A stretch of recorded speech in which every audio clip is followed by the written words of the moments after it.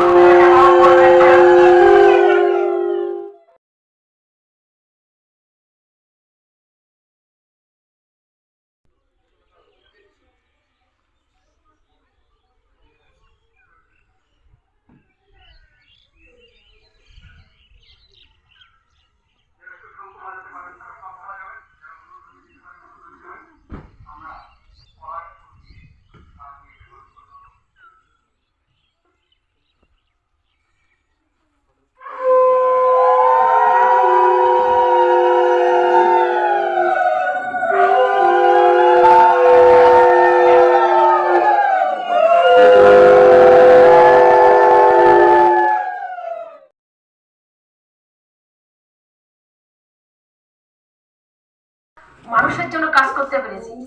সুভাষ মাহান্ত এবং অত্যন্ত প্রিয় মানুষ ছিল আমারই স্বামী কপিলকৃষ্ণ ঠাকুর, এবং তার স্মৃতি রক্ষার জন্য আজকে যে তার উদ্ঘাটন হলো, আমি সত্যিই গর্বিত। সে মানুষের ভিতরে বেঁচে থাকবে এবং যে সামাজিক কাজ করছে, মনে করি যে তপবন যে সামাজিক মানুষের জন্য কাজ করছে।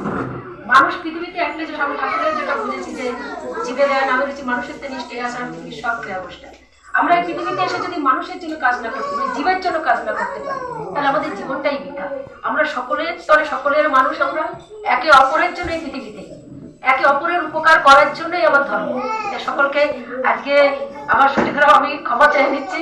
তার কারণ আজকে আরো কয়েকদিন আছে শরীর খারাপ, তবুও আমি কথা দিয়েছিলাম যে আগে কয়েকবার কথা দিয়ে আমি রক্ষা করতে পারি, কারণ যে আপনার শরীর খারাপ আমি আজকে যাবো। আমি সকলকে ধন্যবাদ জানাই যে এই সম্মানের জন্য। এই সম্মান আপনার সকলের।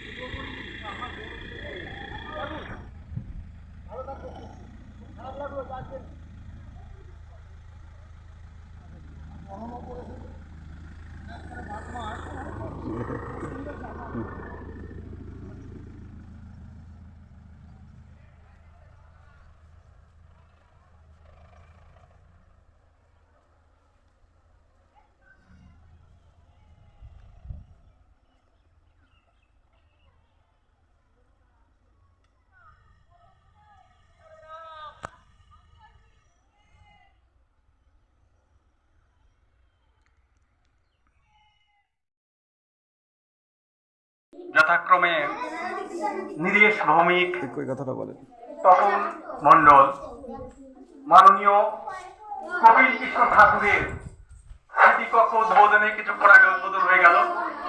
মমতা ঠাকুর এসেছিলেন। আমরা চেষ্টা করেছি আমাদের মতো অনুষ্ঠানটা সাজিয়ে তুলতে। আমাদের বেশ কিছু স্টুডেন্ট এখন এসে পৌঁছা, তাদেরকে আমরা একটু বরণ করে দিচ্ছি। বরণ করছে আমাদের মিশন তপবন বিদ্যা মন্দিরের প্রিন্সিপাল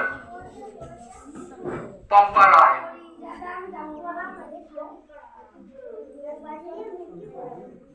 এই শান্ত, লেবু হাতে তাকি মিসেস হালদার, মিশনের সদস্যরা।